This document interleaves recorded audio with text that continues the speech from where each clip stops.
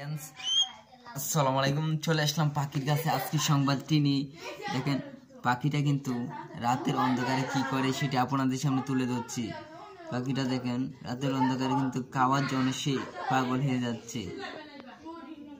সাহেব খাওয়ার জন্য পাগল হয়ে যাচ্ছে। দেখেন পাখিটা কিন্তু এই যে এদিকে খাওয়ার জন্য অপেক্ষা করতেছে। দেখেন প্রিয় দর্শক, পাখিটা নিয়ে আজকে আপনাদের সামনে চলে আসলাম।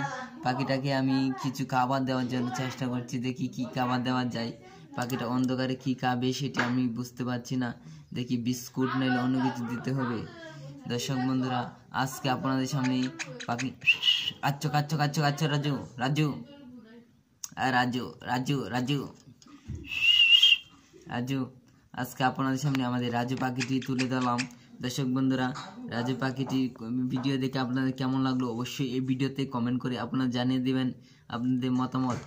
দেখেন পাখিটা কিন্তু সে কিন্তু কথা বলে মাঝে মাঝে, রাজু কাচ্চো কাচ্চো কাচ্চো।